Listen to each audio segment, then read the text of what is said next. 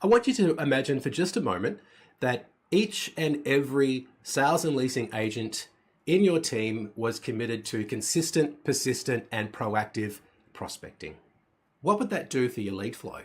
What would that do for your listing volumes? What would that do for your revenue? It would be quite transformative. And in today's episode, I want to give you the one change that you can make in your business to make that happen.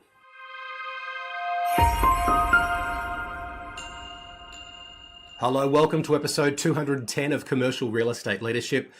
I'm your host, Darren Krakowiak. Thank you so much for joining us for today's episode of the show. And hey, I want to invite you to tell a fellow business owner about this show. If you're a commercial real estate principal, you probably know other commercial real estate principals, and perhaps they're not already listening.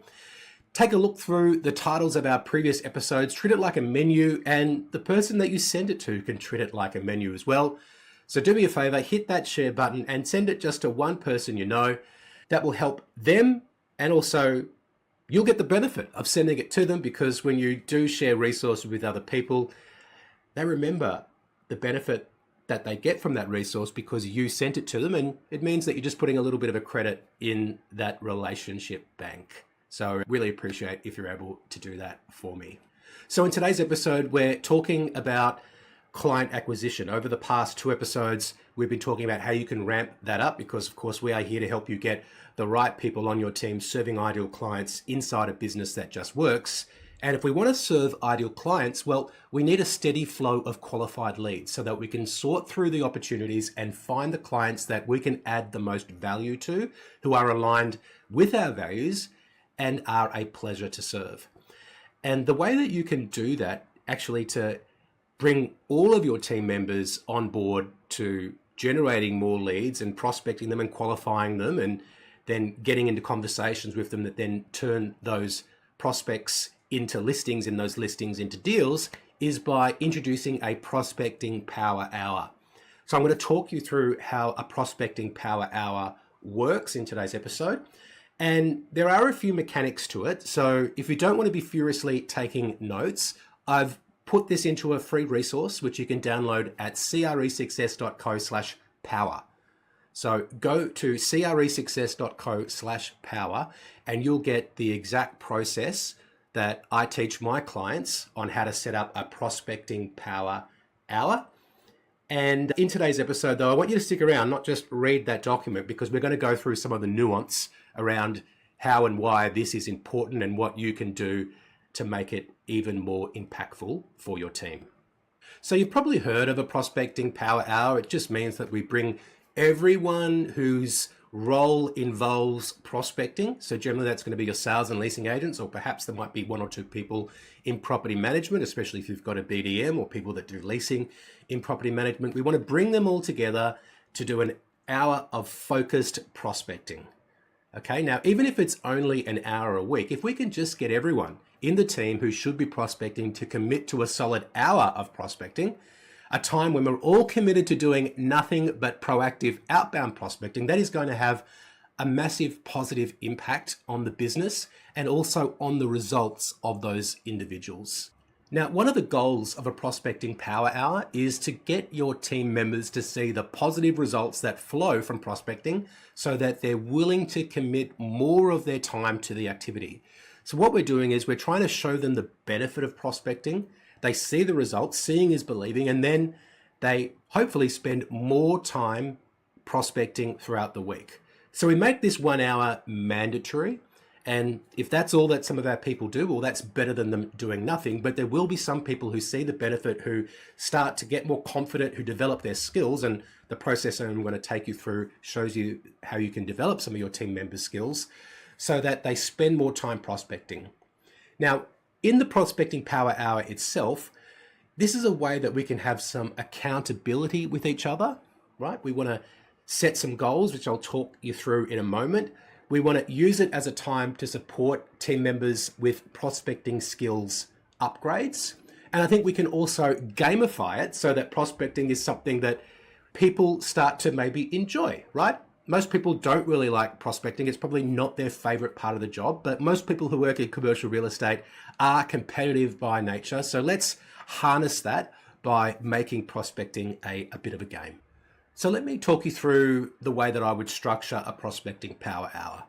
The first thing is just to welcome everyone and then to ask everyone to set a goal. So what we're looking for is just a micro win. What would represent a win for you over the next hour? Because remember, prospecting is not about signing up clients. It's not about closing deals. Prospecting is just about getting to the next step. So all we want to do is probably off the back of prospecting is to qualify people and then to get them through to the next stage of our process for turning leads into listings, into deals. So that might be just about how many people can we actually connect with. That might be the micro goal that people are setting. It could be connecting with a specific person or a specific company. It might be the number of appraisals or listing presentations or meetings that we're booking. It could be maybe contacting a specific number of a particular type of client or prospect. Now, one thing to keep in mind when people are setting their goals for the prospecting power hour is that some people might say, well, in this power hour, I want to generate so many leads, or I want to do some research on a prospect. And that is technically prospecting work, but it's not activity that I would recommend that we put into the power hour. So in the power hour, we want the focus to be on conversations rather than activities that are related to prospecting. So if people want to do their research on leads, if they want to sort of find triggers to get people into conversations, if they want to be entering details into the CRM, if they want to be doing email follow-ups, that's all great. But what we want to do is to set the expectation that the prospecting power hour is really dedicated to conversations with leads that we want to qualify and get on to the next step. Now, the next agenda item that I recommend for your prospecting power hour is where we upgrade people's skills. So this is the time in the meeting when you or one of your senior, or maybe even not one of the senior ones, it could be one of the more junior guys who perhaps has just got a great idea that can be shared to help everyone upgrade their prospecting skills. So it might be working on opening lines or getting everyone to work on what is your opening line to get people's attention and to encourage them to stay on the phone. What is some specific dialogue that is working in prospecting conversations?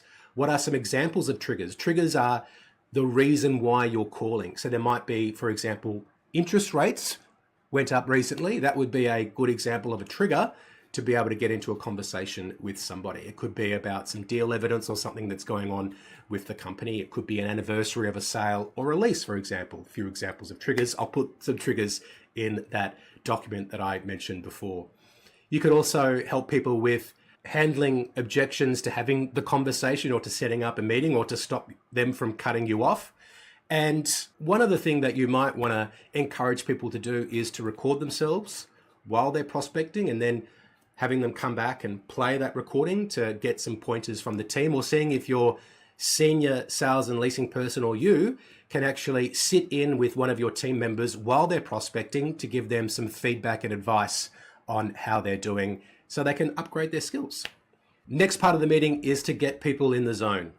Now, this one might be a little bit corny, so stay with me, but what I recommend is that we do some sort of physical exercise or movement, stretching or breathing or power poses, anything that can just get people to clear their mind, to become present, to get rid of any other distractions that were there before, so that they are 100% ready to perform the task at hand, which is to have conversations with leads and previous clients and maybe partially qualified prospects, right?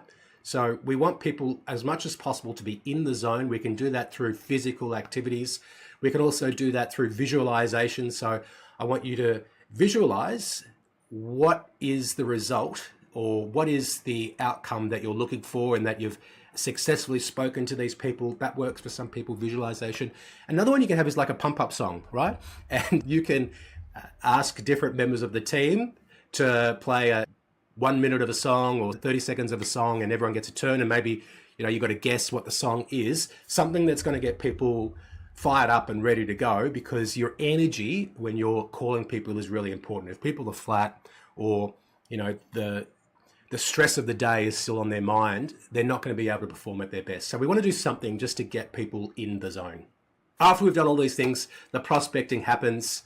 Now you might be wondering, it's a prospecting power hour, but we're doing a few other things. So you probably schedule it for an hour and 15 minutes, an hour and a half potentially, because we want a full hour of prospecting for people to be able to make the most of the time that they have. And if we're doing a few other things, then it's only going to be like 45 minutes. So probably an hour, 15 minutes is the right amount of time.